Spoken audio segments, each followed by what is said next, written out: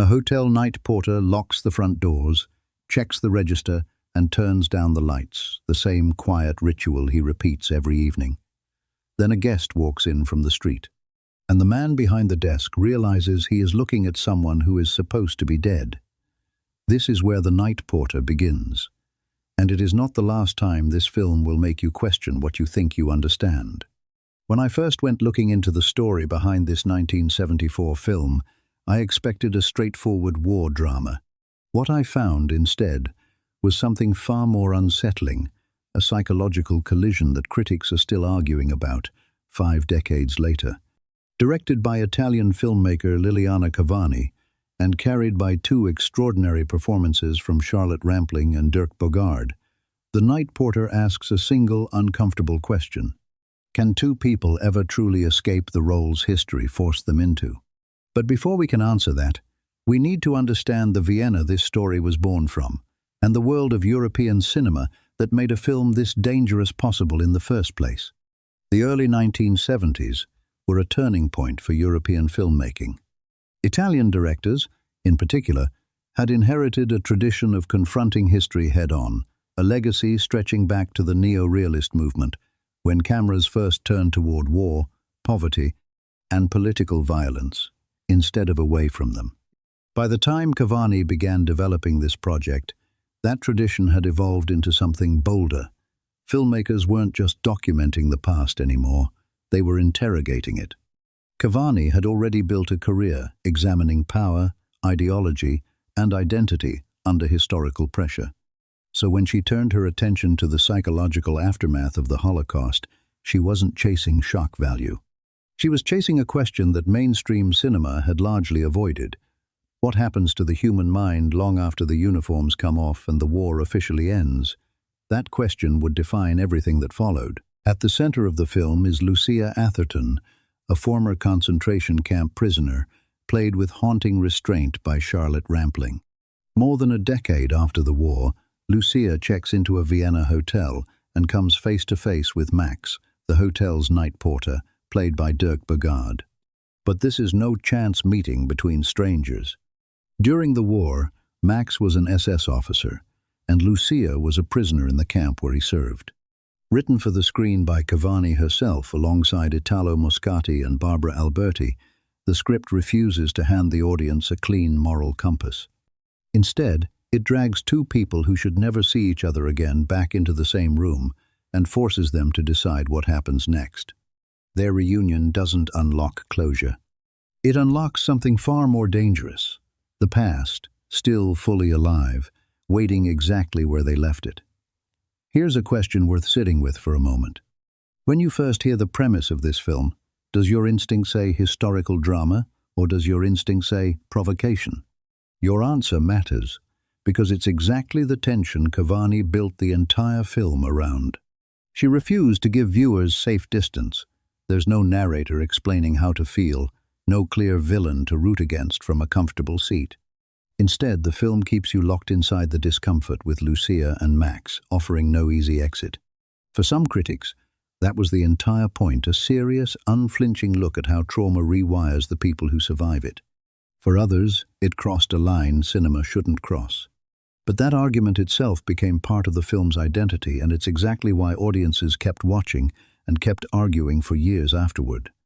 Making a film this unflinching required an equally unusual production behind the camera. The Night Porter was filmed largely on location in Vienna, using the city's real post-war architecture, quiet hotel corridors and shadowed hallways to blur the line between the film's present-day scenes and its fractured wartime flashbacks.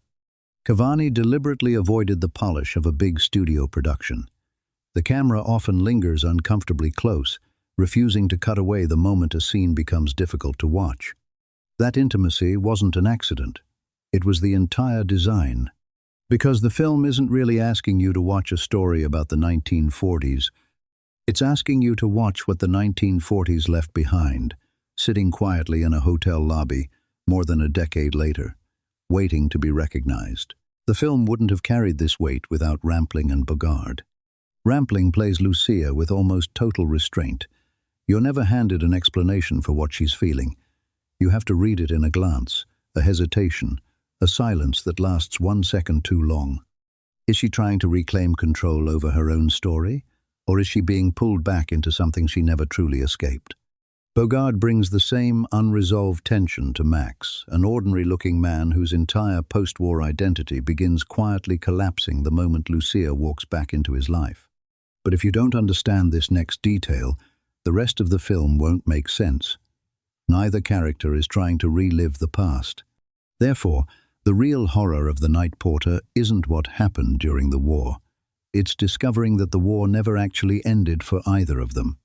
Before we get to what happens next, take a moment to think about this. If you were confronted by someone from the worst chapter of your life and some part of you wanted to stay in the room, what would that say about the human mind's relationship with trauma? That's the uncomfortable territory Cavani is really exploring. Because The Night Porter was never simply a story about history, it's a story about how the mind holds on to unbearable experiences, sometimes clinging to them long after the danger has passed. Because that pain has quietly become part of someone's identity. The past, in this film, doesn't arrive as a tidy flashback. It arrives in fragments, a gesture, an object, a look across a room, pieces the characters can't fully control or escape. That fractured structure isn't a stylistic choice. It's the psychology of trauma, translated directly onto film.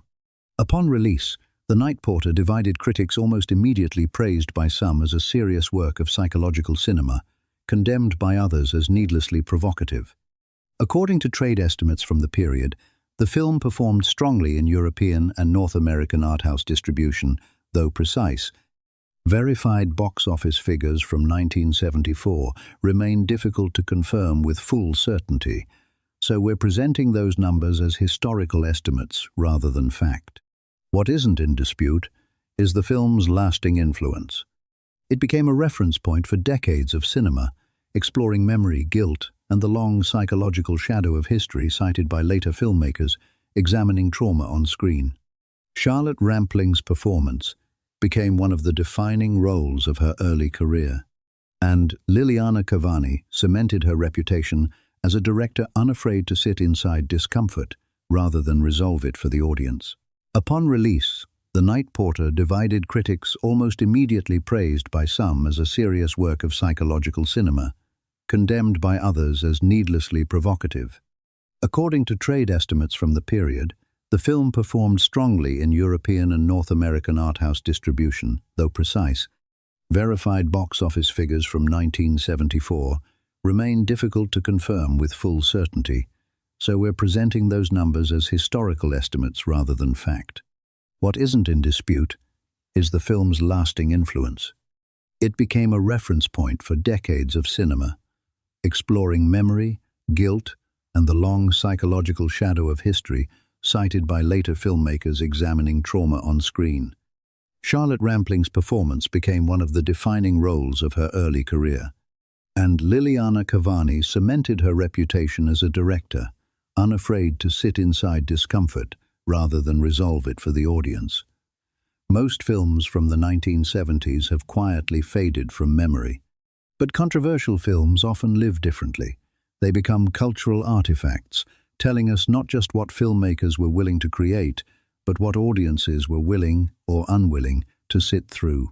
For viewers who remember the theatrical era, the drive-ins, the grindhouse marquees, the VHS clamshell cases lined up in a rental store, The Night Porter belongs to a different kind of movie-going altogether. There was no algorithm explaining what to think about it. You watched. You walked outside into the night. And the argument continued in the car, at the dinner table, the next morning at work. You had to decide for yourself what you'd just seen. More than 50 years later, The Night Porter still resists easy classification. It's a historical film, a psychological study, a work of controversial art cinema. But above all, it's a film about memory and about what happens when the past refuses to stay buried in the past. Cavani never gave audiences comfort. She gave them a mirror. And perhaps that's the real reason this film has survived as long as it has, not because of the controversy itself, but because of the conversation it refuses to let end. If stories like this, One films that history almost buried, and the performers who lived through the fallout are what keeps you watching. There's another one waiting for you right now. Memories of Summer 2016 is live on the channel now. And before you go, tell me in the comments, should The Night Porter be remembered as a historical drama, a psychological study, or one of the most controversial films of the 1970s? Your answer might just become our next deep dive.